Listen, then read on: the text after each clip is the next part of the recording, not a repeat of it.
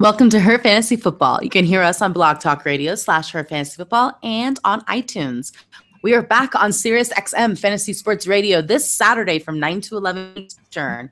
So now you can get us every week, twice a week. Yay! Make sure to subscribe to us on herfantasyfootball.com so you know what we're up to this offseason. Also, you can chat with us on Twitter at HerFantasyFB and on Facebook / HerFantasyFootball. I'm your host, Courtney Kirby, and I'm here with my lovely sisters and co-hosts, Ashley Williams and Brandon Marianne Lee. Hello, ladies. Hello. Hello. Last week we did quarterbacks. This week we're doing wide receivers. Dun, dun, dun. So let's start off with the wide receivers that we missed last year, and we can't wait to see them get back in their groove this year, or maybe we can. Here's a list of some of the players that were injured most of the year last year. We have Keenan Allen for the Los Angeles Chargers. Just so weird. Josh Doxson, Marcus Wheaton, Eric Decker, both of which found a new team, and then Vincent Jackson. So, ladies, Ashley, are you excited about any of these guys this year? I think the guy I'm most excited about is Eric Decker. I'm intrigued by Marcus Wheaton in Chicago, but I do not love that offense as much as I love the potential offense of the Tennessee Titans. So if Eric Decker is, he's his best when he's the wide receiver too. So as long as they maintain Rashard Matthews as the wide receiver 1, I think Eric Decker and Rashard Matthews can both shine, but I'm a little nervous about how that may play out in terms of roles. But I think he's the one I'm most excited about. Very nice. Brandon? All right. Well, I would say that I'd like to see a strong preseason performance from Josh Doxson. His ADP is 151 overall, according to the ADP numbers at Fantasy Football Calculator, which is the 56th wide receiver off the board. Now, you would think that that would get me excited and happy because that seems like a value. But the problem is that over the offseason, yes, they lost Deshaun Jackson and Pierre Garçon, and both of them had 1,000-yard seasons, but they brought in Terrell Pryor. Jamison Crowder actually led the team in touchdowns. So I'm just not quite sure where Josh Doxson is going to work in here. And so I'd like to see it. Now, supposedly he had a great, he was fantastic in OTAs. Everyone's really excited. But you know who else was fantastic in OTAs last season? Nelson Aguilar. So I'm going to need to see a little bit more. That's all I'm going to say about that. Well, thanks again to our sponsors, HelloFresh. Make sure to hop over to HelloFresh.com, enter her FFB30 for $30 off your first order. It's less than $10 a meal, so do it. It's amazing. Ashley just got another box in herself. Yep. Well, all right, you guys, let's hop into our top 10 wide receivers. At number 1, Antonio Brown. Then we have Odell Beckham Jr., Julio Jones, A.J. Green, and Mr. Mike Evans rounds off the top 5. Then we go to T.Y. Hilton, Jordy Nelson, Dez Bryant, Michael Thomas, and Amari Cooper. Now, Brandon, start us off here. Is there anyone on this very talented list that you're okay passing on? Obviously, they're all fabulous. We're not going to, rip on any of them, but... Are we not? We can move past. We can move on. There's one we're not going to be reaching for. Yeah, I think this player is going to be fine, but I don't think he's going to take this huge leap forward. And he doesn't really need to because he's been really great as a fantasy option. But Mike Evans has very much relied on volume his entire career. Last season, he led the league with 173 targets, but he only had 96 catches. Now, listen. A lot of that's Jameis Winston. And again, we talked about this in the last show, in the quarterback show. Jameis Winston is not an incredibly accurate passer either. So don't get me wrong. This is a yin and yang kind of situation between the two of them. But the problem is that everybody's really excited about a lot of people on that team. And the thing is that they can't all be great fantasy options. So is Deshaun Jackson really going to be that down the field threat? Is he going to get the targets that we think he's going to get?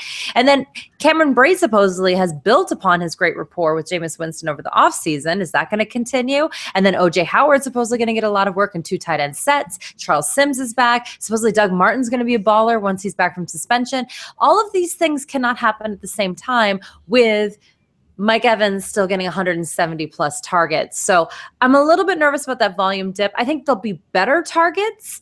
So perhaps he's going to have a better rate because listen, he's only catching 55.49% of his passes. That's really low, or of his targets, I should say. So yeah, I guess I would just say that for me, I'm okay with where he is because I still think he is going to be a target hog, but I don't think he's going to be as much of one. And so I guess I haven't taken him a whole lot this offseason.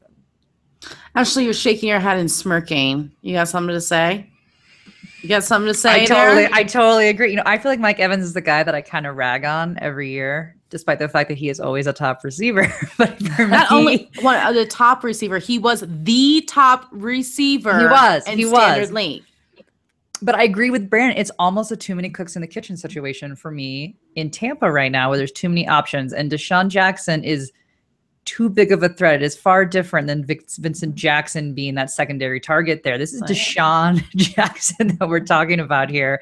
Again, to me, it is Brandon's dead on. It has been a volume play. So that 173, I'm going to guess maybe may drop down more to like the 140 range, maybe? Maybe. I mean, maybe like lower. Maybe in targets. I mean, and so if you're looking at 96 catches, that puts him probably in the 70, 80s of what he's going to catch. And I've always not had a problem with the fact that he doesn't complete a lot of his catches because the volume was there. So I think it is completely valid to be a little nervous that volume is going to go down. What does that do for Mike Evans? But I agree. I mean, every year he's a top pick. I wouldn't not pick him. But you're asking us to say which guy would you maybe skip on? I can see why I'd maybe skip the top guy for that. The leading scorer in fantasy last year. That's the one you're going to choose. Because there's nobody else on the team. Now this year, OJ Howard, you got Bray. I mean, there's a lot more options. Bray was there last I'm not saying year. I'd skip on him. Yeah, but again, like Brandon says, the rapport is apparently better. Deshaun Jackson is really the one in the season. He averages almost 14 yards a catch, which is more than Antonio Brown, Odell Beckham, Jordy Nelson, and Michael Thomas. But don't you think that's going to go down? Tons of red zones. He gets the 2-point conversion. No, I think more cooks in the kitchen in this kind of offense is good. I think that's good. But it's not good for him when he is solely a volume guy. No, Brandon's even said it before. OJ Howard is a great blocker, which is going to help Jameis Winston have more time to get the ball out. And Mike Evans has one of the easiest schedules for wide receivers. So he's going to have a fantastic. For Courtney, you've asked us to be nitpicky about obviously receivers none of us are passing on. No one is saying don't draft Mike Evans. We're just saying hate Mike Evans. There's valid reasons to be concerned. I don't hate Mike Evans, but I think that it is of note that he has by far the lowest catch percentage of the top 20 wide receivers, by far. Now, I mean, listen, again, I think the value of those targets could go up if Jameis has all this time or whatever. I don't think he's going to have the same yards per catch. The reason why is because now he's going to split the deep ball with Deshaun Jackson. That just makes sense. I mean, listen, I'm not passing on him, but I am taking AJ Green ahead of him, which we'll talk about later, I'm sure. But that doesn't, and because a lot of people are taking Mike Evans first, I'm probably going to miss on him because I personally have AJ Green ahead of him. But listen, he's amazing. I have no beef with Mike Evans. I love him. I just think that at the beginning of the offseason, everybody was so high on them. Like he's gonna be better and crazy. And I just think like 1,300 yards is pretty good. I don't think he's going to be better. That's all I'm saying. I think that's pretty darn good.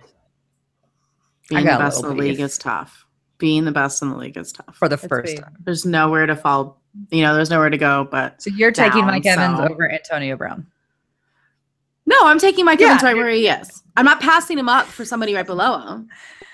I would have Mike Evans is available when he's there. That's who I'm taking. I'm not taking AJ Green over Mike Evans. Really? Who has like the toughest schedule in the NFL is the Cincinnati Bengals. No, I'm not passing him up for AJ Green, which Brandon says we're going to get into AJ Green later. So we'll do that later. I'm going to tell you who I'm passing up on this top 10. And I really am legit passing up on him. I want nothing to do with this man is Amari Cooper. I'm sorry, and it's not just because I'm a Broncos fan, but he is one of the toughest schedules for wide receivers. As I said, only AJ Green has a tougher schedule in those top 10 receivers. I wouldn't want to face the Broncos twice a year.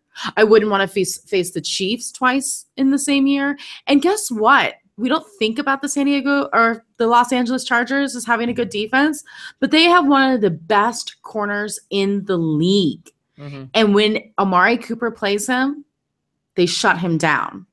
So I'm just saying that's 6 games.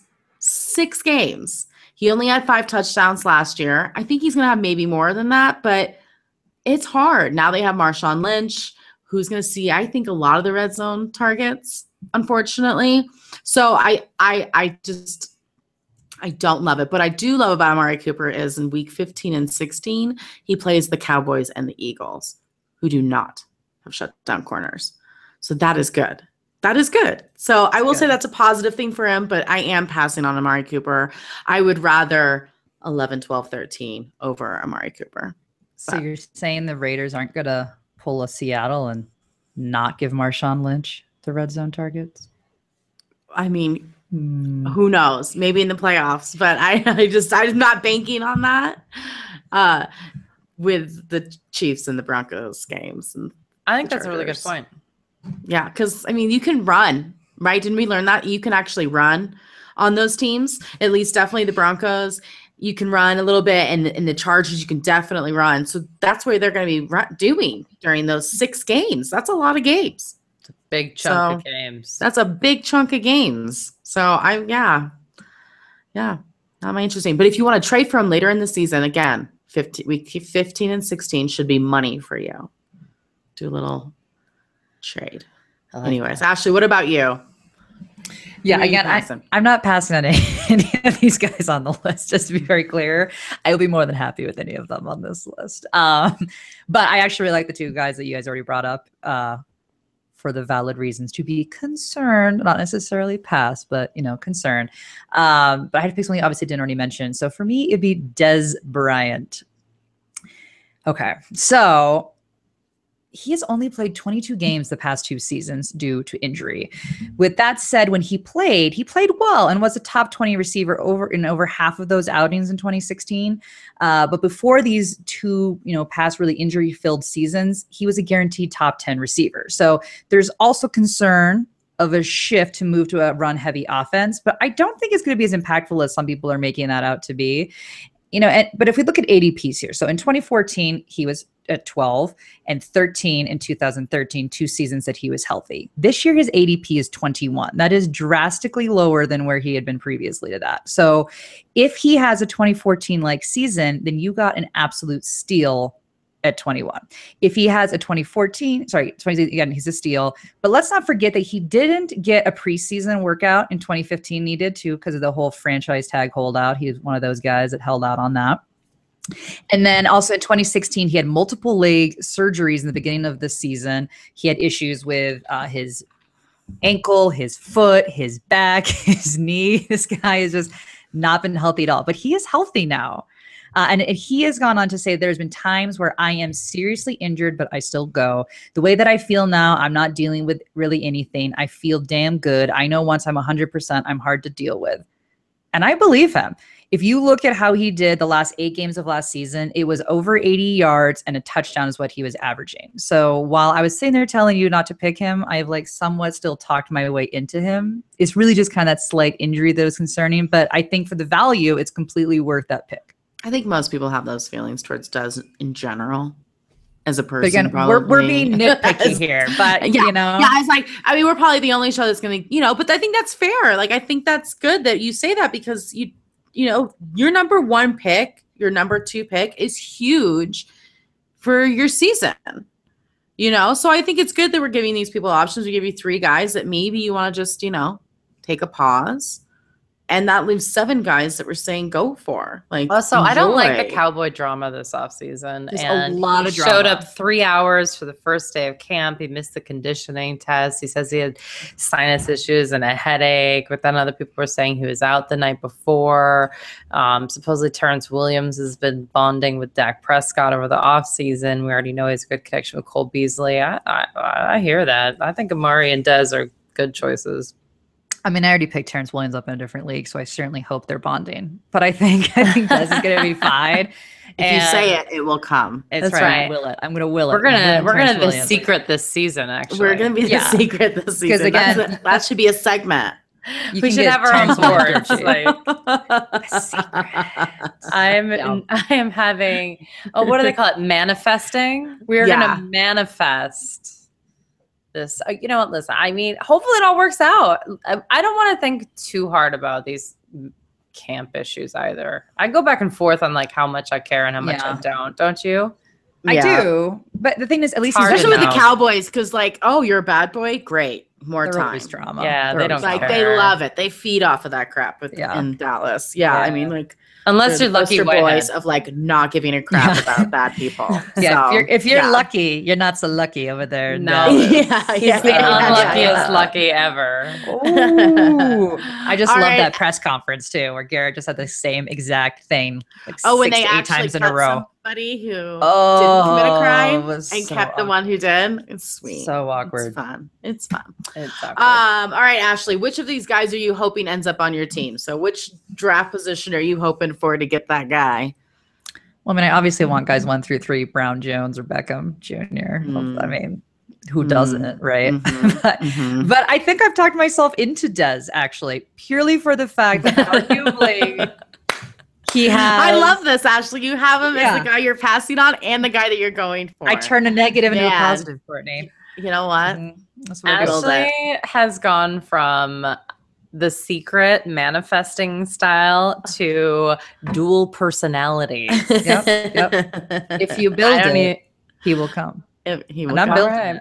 You're building here's the thing, though, is that arguably he has the best chance to outperform his ADP compared to everybody else in that list, just for where he falls, right? Yeah. So that's, to me, if I'm looking at these guys, if I get a 1 through 3, then my best chance is probably a Dez towards the bottom of that list. And he's got a very, very, very favorable schedule weeks 1 through 13. During the playoffs, it gets a little bit harder. He has the 11th hardest schedule for receivers during that time. But during the regular season, really great schedule, which is going to make that outperform his ADP very, very doable. Nice. Brandon, what about you? Who's your guy you want? Well, as I said, we were going to discuss AJ Green. So I understand. I rarely draft for schedule, and I think it's great that you guys are bringing it up, though. I think it's really good. And you know, everyone needs to have like their own technique in the things that they do. And I think it's really important. Other than, I think, the Amari Cooper schedule, which I think you really sold me on that. But other than that, I usually try to just go for division you can just like, no, you just know. Yeah. You know? Yeah.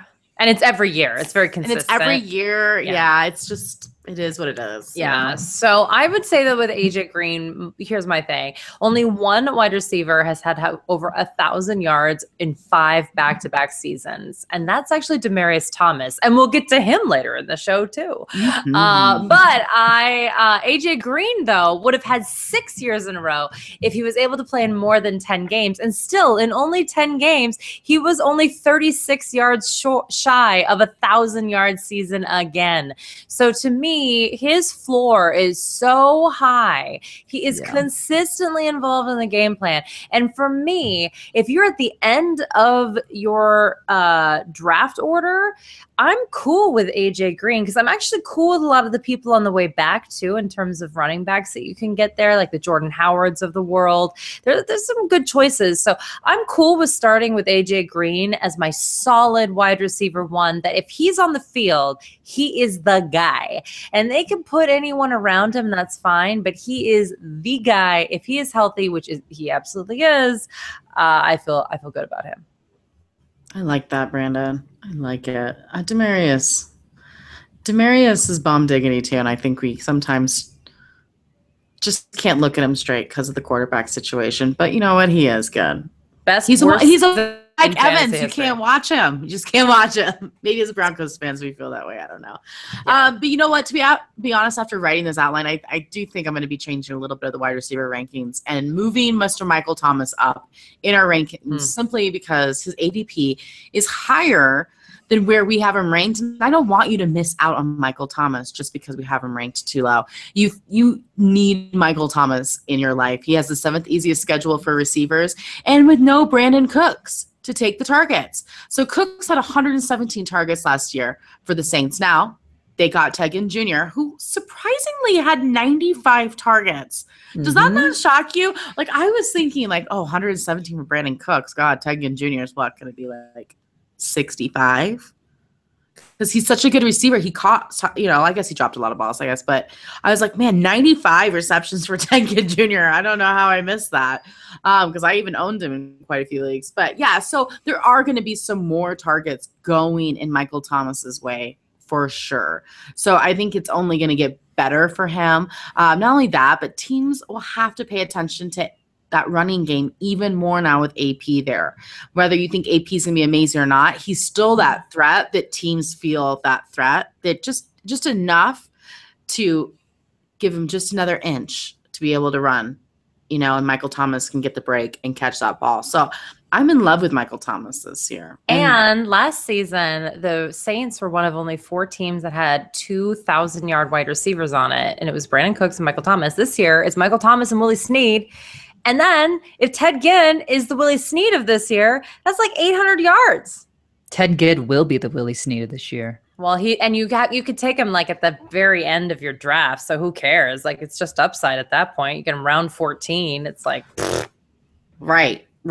And who doesn't want Drew Brees throwing your guy the ball? Yeah. I mean, come on. Right. Come on. All right, you guys, make sure you hop over to Her Fantasy Football for all of our rankings. Also, our draft cheat sheet, our tiered draft cheat sheet is up. So go to herfantasyfootball.com/cheat sheet. You can print it off, bring it to all your drafts. Super easy. Get everybody you want. We update it frequently. So it'll be updated next Tuesday, right, Brandon? Yeah, it was updated today. It's updated today. It'll be updated hopefully every Tuesday night, Monday, or Wednesday morning. So you'll be able to do it during your weekends. And we try to make changes as it goes along. There'll be another one tomorrow, like with the injury news and stuff like that. Right. So if we make little increments, we'll try to make more changes in between. But it'll be pretty accurate. Dixon is out for the season. Get Danny Woodhead. Right, Brandon? That's what we're doing. And Mr. West. Side note. And Mr. West. Yep. Yes. He became relevant again. Welcome back. He did. Always does. Always does. Always comes back. The guy is like. And Devontae Booker out 6 to 8 weeks with a wrist injury. That news just broke about 20 minutes ago. So Devontae Booker. Yep. So Jamal Charles' stock is going to go up just a little bit more. And Joe Flacco has a disc issue, although a lot of people are saying he's going to be fine by week 1. But either way, you might be able to get then those guys for value as well. Macklin, Wallace. They don't have a tight end. No. Tragic over there. So we don't need to discuss that. But the other guys, it's interesting. It's interesting. All right, let's get into the next 10 wide receivers on our rankings, 11 through 20. We've got Doug Baldwin at the top of the list, Demaryius Thomas, DeAndre Hopkins, Alshon Jeffrey, Jarvis Landry, Allen Robinson, Golden Tate, Sammy Watkins, and Larry Fitzgerald. This is not your top 10. So this can be interesting here. Give me your dynamic duo, Ashley, if you could, with one of these wide receivers to match with your previous Des Bryant. Well, it's my technically Antonio Brown Jones or Beckham and Des Bryant. Right. Yes. And this guy. Yeah. Obviously. So the 5th guy on your team would be. Right. There are a lot of unknowns for me with some of these guys here. In regards of Hopkins, who I used to believe was quarterback proof. He kind of shook me to the core last year. I'm not sure I've bounced back with him yet on my feelings on that. Jeffrey's on a new team. Watkins tends to be injury prone. Edelman, he has got Brandon Cooks in the mix now. So I'm a little nervous about some of that. So all great players, and I don't hate any of them. But Larry Fitzgerald at 20 is great value. His ADP is 70, which is pretty low for a guy who finally has a healthy quarterback. Again, debatable about what's healthy with a completely old quarterback. But again, healthy in theory. And then to boost that production that he already had in the 2016 season, finishing 17th overall out of all the wide receivers and 10th overall out of the receivers in 2015. So he also has the third easiest schedule this year and is that short range slot receiver, which adds for me a level of comfortability for the fact we got an aging quarterback who's had some health concerns over the years and has lost a little bit of arm strength. So I really like that. The fact that he's that short range slot receiver. And again, it doesn't get more consistent than Larry Fitzgerald. So no, that's my guy. Someone was talking about Megatron and drafting him, people wanting him to come back. And I was like, you know what? There's not a day that goes by that I don't miss Megatron in fantasy. And the next thing I'm going to be sad about is when Larry's done. Larry. Gosh, he's the guy. It'll be the end of the era. Don't say it. It won't Larry's be. no Megatron. He's going to be there forever. He's a possession guy. His own tier. True. He's his own tier. It's like David Robinson. I know. That's basketball, but still, I still miss him. I know. He's still in my dreams, but there you go. He's still in my dreams. I still think he's playing ball. It's fine. It's okay. Back. Kurt Warner is still playing football as far as I'm concerned. That's right. That's right. That's right. Hall of Fame, Schmull of Fame. You're still here, man.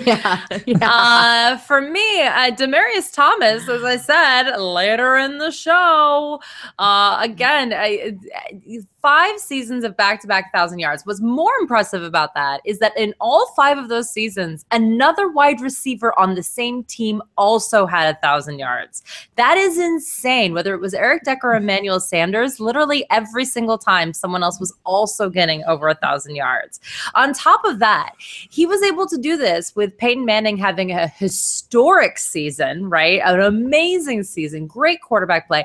And when Peyton Manning stunk and whatever that offense was last season, he still was putting up 1,000 yards. Now, he only had 5 touchdowns. He needs to score more than that to be the way that we want him to be.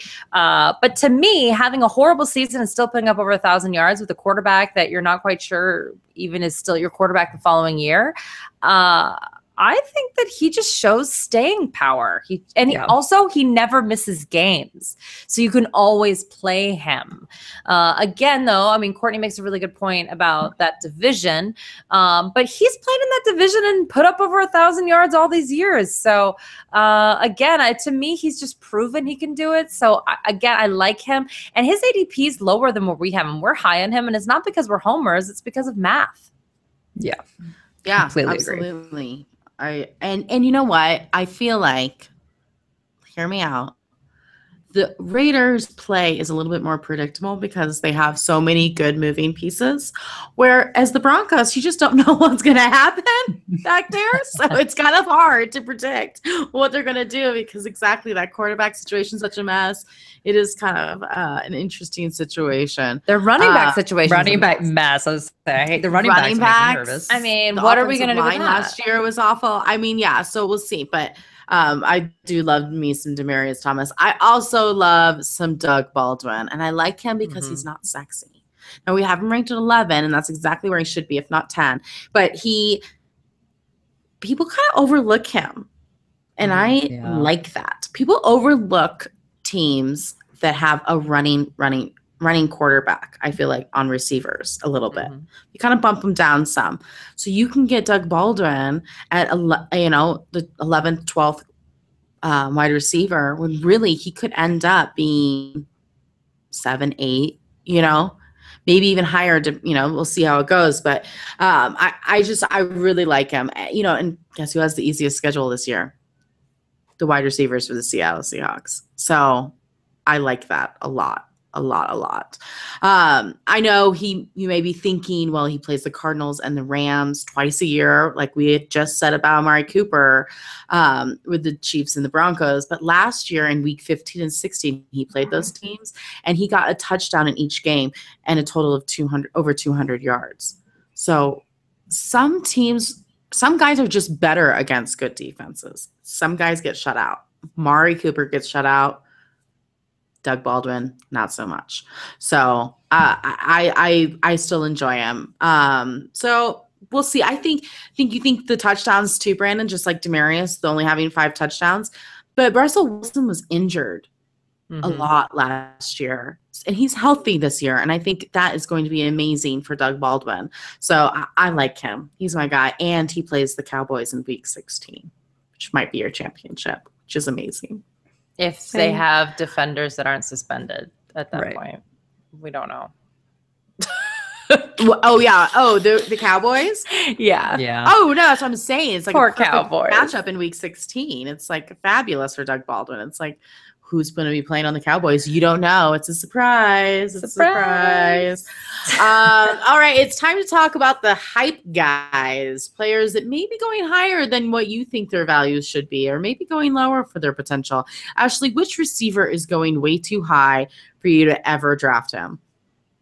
I am not and have never been on the Donte Moncrief train.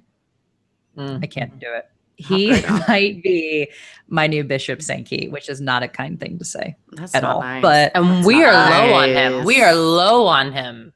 yeah, well, People love him.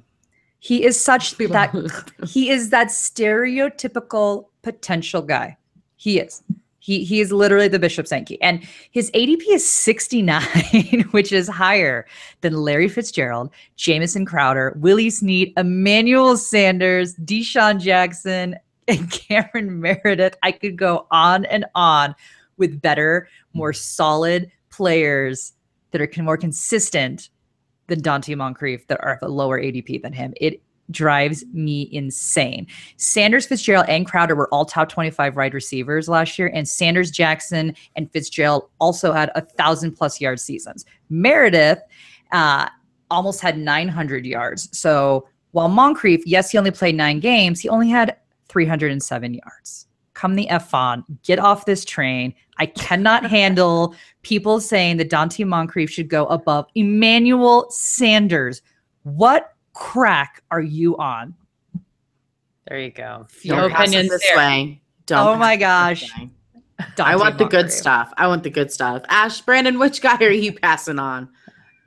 Quaaludes. Puff, puff, pass. Puff, puff, Uh, pass. You'll Here. pass on Quaaludes. Be courteous. Be courteous. Well, now I feel bad going into this particular conversation. I'm a little worried about Martavis Bryant. And a lot of people are very high on him because of his talent. I have no issues with Martavis Bryant personally or with his talent, frankly. I don't love the situation, though. Last season, he was out for the entire season. He was at rehab. He was taking care of himself. He says he feels like a different person after going to rehab, and also the birth of his child. This entire suspension, he was able to really find himself. He feels good. He came back with 10 extra pounds of muscle. I don't know if I love that because he's kind of a speed guy, so I'm not quite sure I needed the extra 10, but supposedly he looks like a beast and everyone's really excited. And athletically, he looks like he's all bag.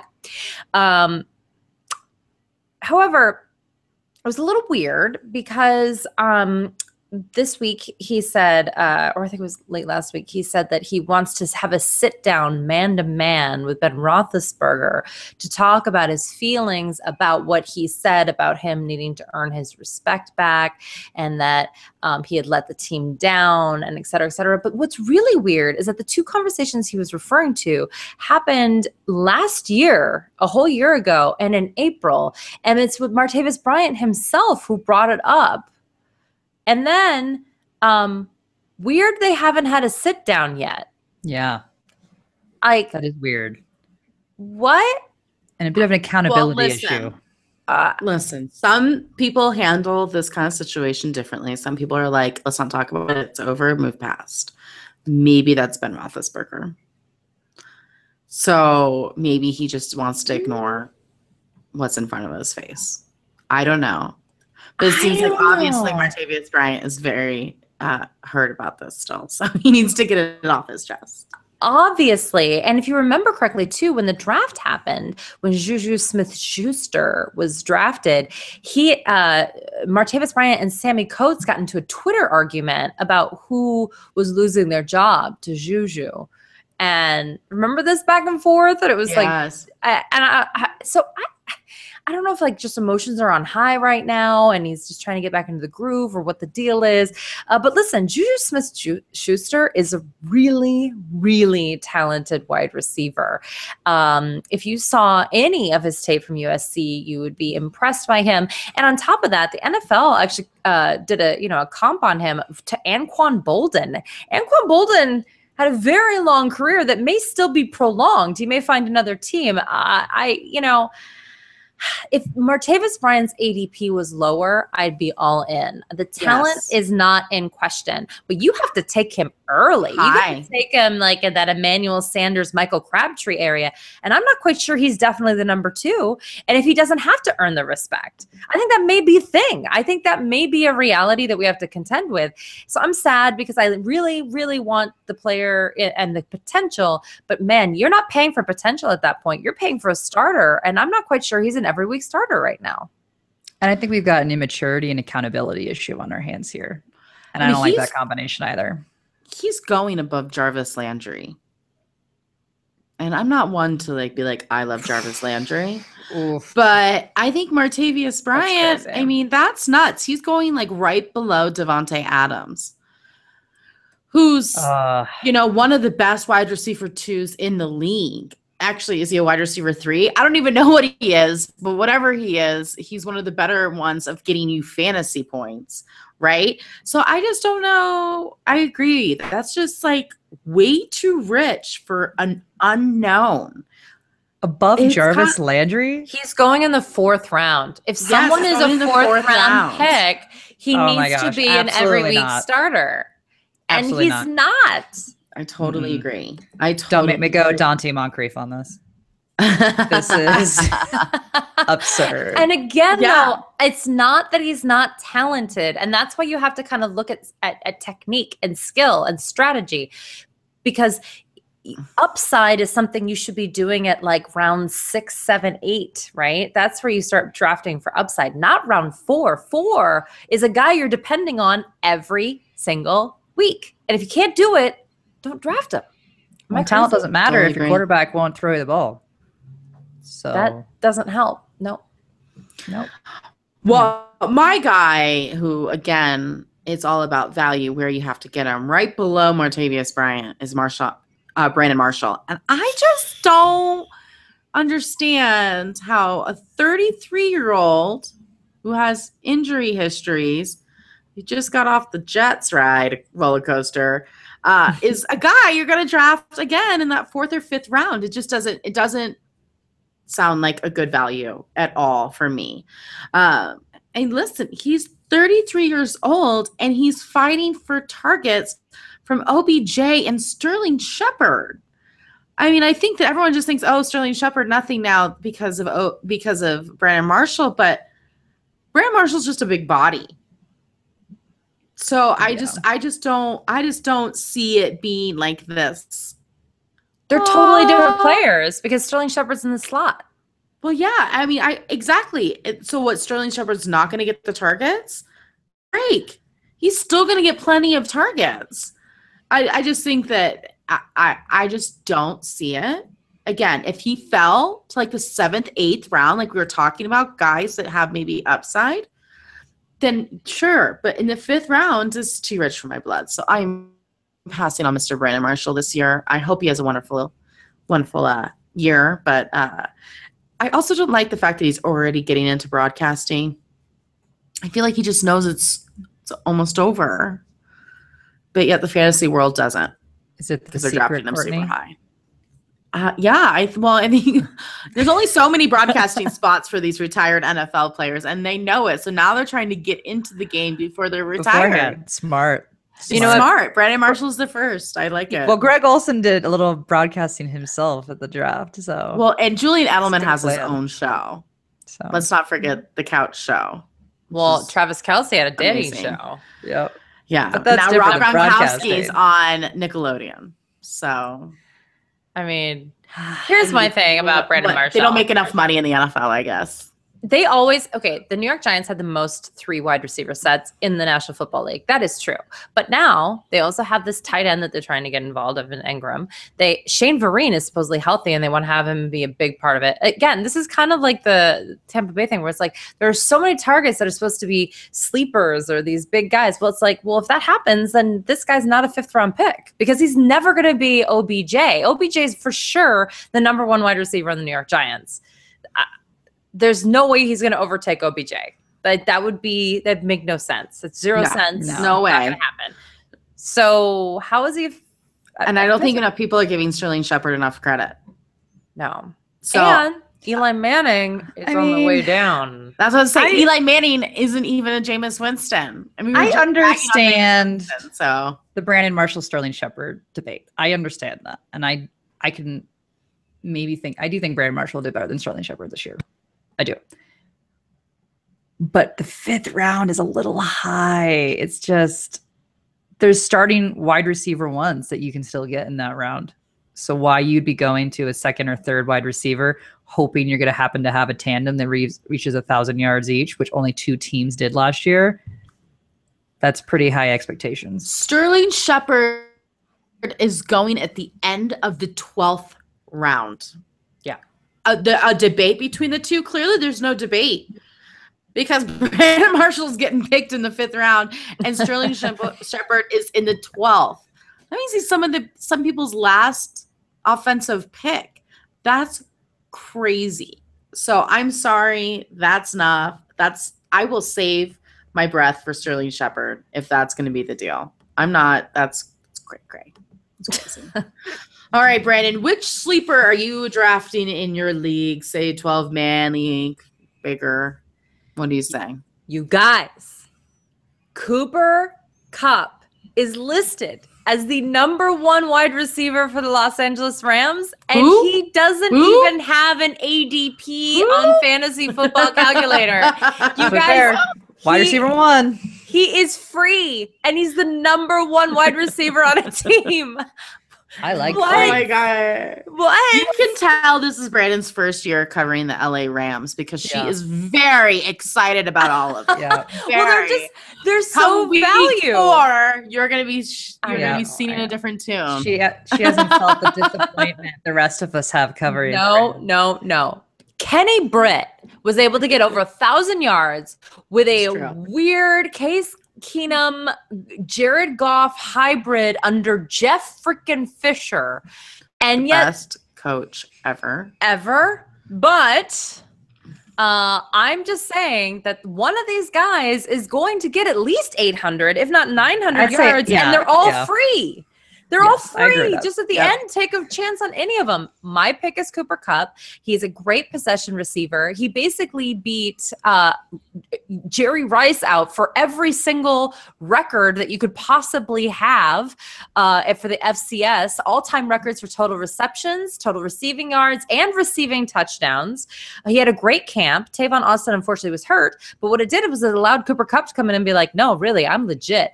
Now, yes, he was playing in Eastern Washington, and everyone was sad because he hasn't played big games. Well, he did play a few big games, and those were his best games. He is a freak, you guys. He's like Julian Edelman, but like without Rob Gronkowski there to take targets. He's just there to catch the ball, and he's free. No ADP, everybody. He's not even on the list, and he's a wide receiver 1. That is sleeper. Oh, take your flyer. Take a Rams. They're available everywhere. Yeah, you can. I mean, I guess for me, again, we're talking about like strategy and technique. And for me, if you're late in the draft, you can get players on bad teams for value because no one likes the team. And I get it. I don't like them either. Like legit, I don't think the Rams are going to win a lot of games. But 14th round wide receiver 1, that's crazy. I love it. Ashley, who's going to be one of your last picks of the draft? We've already talked about him, and Ted Ginn Jr. is still my guy. I think I've talked about him almost every single show, even the quarterback show where I had no business talking about a wide receiver. I found my way to bring up so many drops, though. He's Ted Ginn Jr. You can't watch him. You can't watch him. You can't watch him, Brandon. That's fine. I don't need to watch him. But he is big play, man. Perfect. He is best ball play. big. Perfect. I was gonna say, if you are best ball, oh my gosh, you absolutely have to get Ted Ginn Jr. He has big playability, speed, and shiftiness for a guy who is going in the 13th round. Again, depending on your league, this is like dirt cheap here. He has the 7th easiest schedule for wide receivers, and now with Drew Brees, who is by far and away more accurate than Cam Newton ever was, and he never fails to throw 5,000 yards.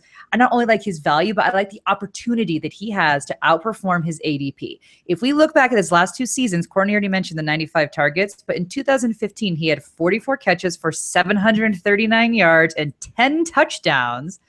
And then last year, with a very, very rough Panthers team, he had 54 catches, 752 yards, 4 touchdowns. Those are excellent numbers for a guy that you're going to get in the 13th round. 13th round. I love me some Ted Ginn. Breeze is a little different than Cam Newton. Just slightly. Slightly. But like Courtney said, Brandon Cooks is gone. And so the debate is kind of that, will he be that second guy? The targets are certainly there. Breeze throws a ton. You've got the backfield that's going to provide, that's going to open up in, the secondary. So I love Ted Ginn Jr. Again, for dirt cheap 13th round, you're taking flyers at this point. Why not take it on Ted Ginn? Well, he'll be the third guy behind Snead, though, right? I don't know. Doesn't matter. Doesn't matter where he's in the depth chart. I don't know if I think he'll probably finish above Snead. I think he will finish above Snead. Brandon loves Snead. She loves Snead. We can't get into this fight. But I don't know. I just feel like it's going to be like old man connection. All I'm saying is, even if he's a wide receiver 3, Snead is wide receiver 3, 895 yards. Last season. I'm going to talk about a wide receiver 3 right now that I think is going to probably be a wide receiver 2 as well, Ashley. I have a very soft spot for Mr. Kenny Stills of the Miami Dolphins. Mm-hmm. And you know how I hate the Dolphins. He's my guy. He is it. He could be your last guy in the pick. He's going in the 14th round. So that's where his ADP is laying. And he just signed a contract extending his stay for another 4 years, which I think will give him more confidence. And you know what? I always thought he was kind of like that big play guy too. And he is. But last year, he really did well being more consistent than he had in previous years. So I love that about him. He averages over 17 yards a reception. That's crazy. And the guy that he's competing for, Mr. Devontae Parker, who is going in the 8th round, had 5 less touchdowns than Stills did. I mean, so I just feel like Stills is kind of the guy that they look for when they're in that 30-yard, 20-yard, not like 5 yards away, but, when they have a little ways to go, and then Stills makes it into the end zone. So I really enjoy him. He scored a touchdown in each games of the regular season last year. That's crazy. Yep. So that's why they signed him the contract. I think they're going to get him more involved in the offense. I don't think that they're fully committed to Mr. Devontae Parker. I don't think Devontae Parker's fully committed to football. So I think that this is the guy that you should not sleep on and get this dude. I'd get him in the 13th round if I was you. I'd reach. So you don't miss him. I know, hopping up to that 13th when you're getting Brandon Marshall in the 5th. It's freaking crazy. All right, so we have covered the guys towards the top, sleepers at the bottom. But which wide receiver that falls in the middle are you maybe reaching for or hope falls to you in the draft? Ashley? So I was the last one to do my notes, so I already know who Courtney is picking, and that is my guy. But I really like Cameron Meredith. Who I almost am. What? Who I almost did a write-up on. No, Emmanuel Sanders. No, I said who I almost did a write on. The Cameron Meredith. I almost wrote him too. Oh, did you? It's funny. So we both have the same. Like mine here. He's a wide receiver 1 with an ADP of 108. So yeah, I'll take that. Most definitely. I mean, he started off slow last season, but then he moved into a wide receiver 1 role by week 5 and was a top 20 scoring wide receiver for the rest of the season. He's had an incredibly strong end of the season for weeks 14 through 17 as well. So combine that growth with a very favorable regular season schedule, which is the second easiest schedule, weeks 1 through 13, and you have a serious role player on your roster on your hands.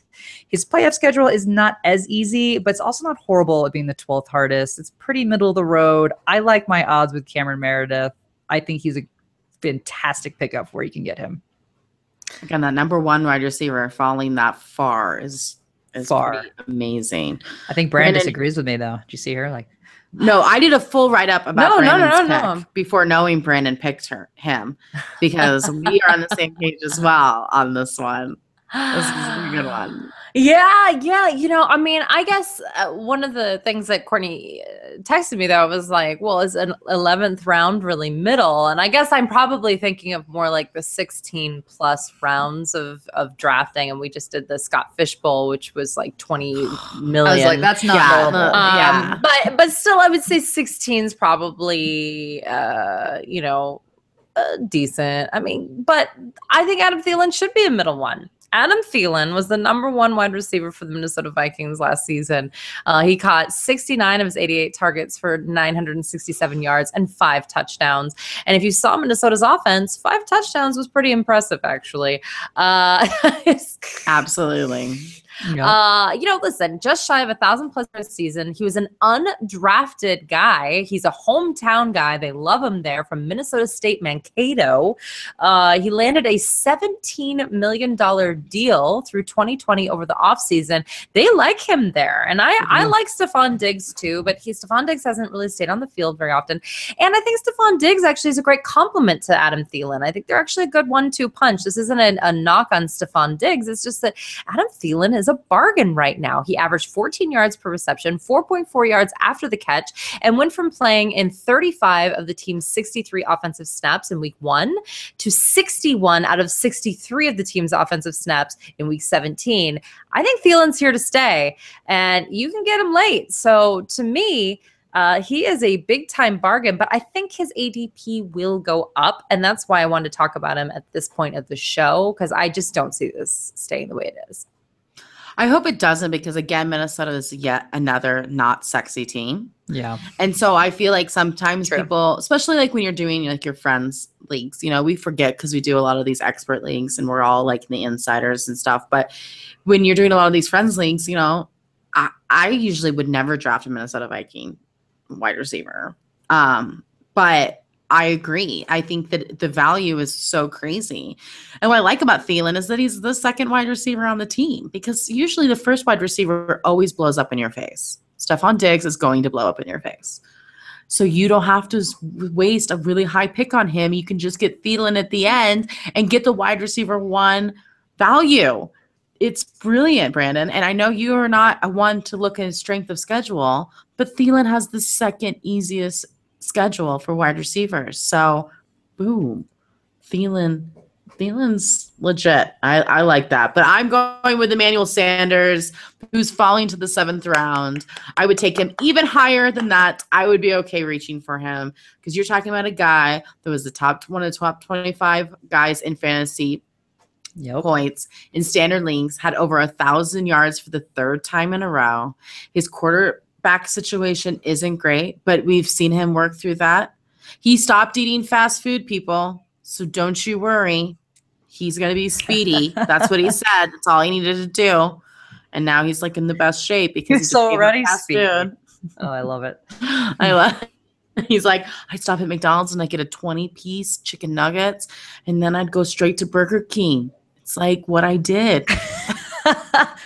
Who doesn't? Just kidding. Right? Obviously. So I like him. So not only are that, but they're focused on their offensive line this season, and I love that. So whoever is going to be the quarterback, they're going to have more time to get the ball out. And Sanders is fast. There's Demarius to throw the ball to. They have a little bit more depth in the running back situation this year. So I like Emmanuel Sanders. I think that he is going to be amazing.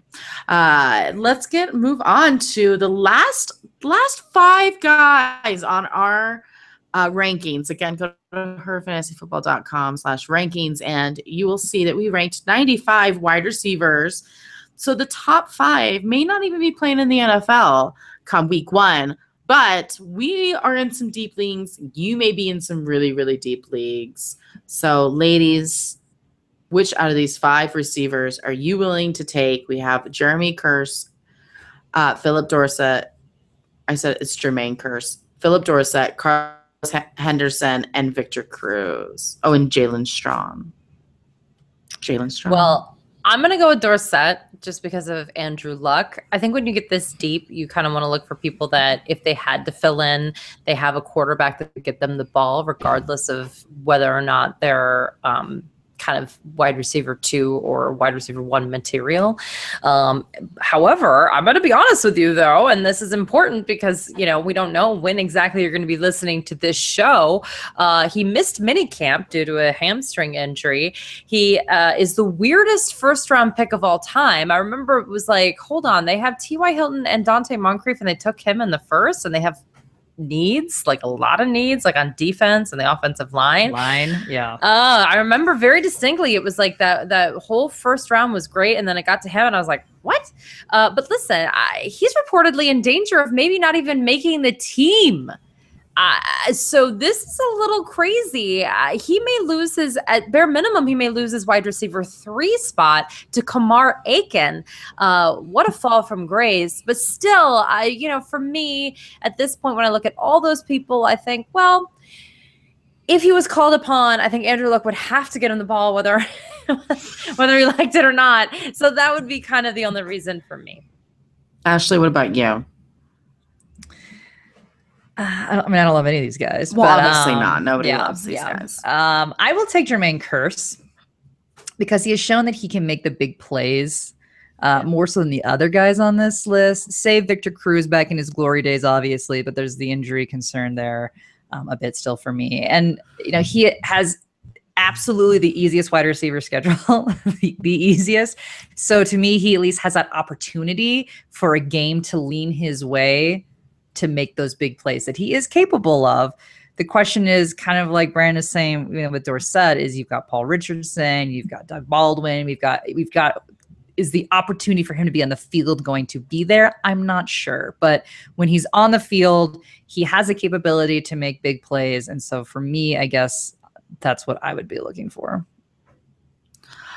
Yeah, obviously, we're really digging deep here, but Victor loved themselves some Victor Cruz. It's purely just because I want him to do well, be able to play. But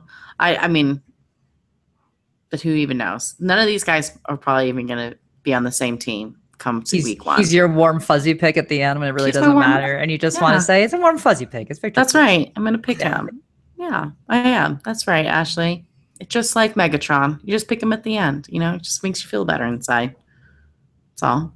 That's all, Ashley. Thank you for understanding. Yeah, I get it. No, I would never draft him, but it's nice. It feels you feel like you're doing like some charity work picking Victor. Well, if you're Cruz, at a 22, right? round, he's such a good guy. Then maybe. Yeah, he's such a good guy. So that's where my pick is. That's where my FantasyFootball.com. Print out our cheat sheet there, lovely tiered, ready for you to draft away.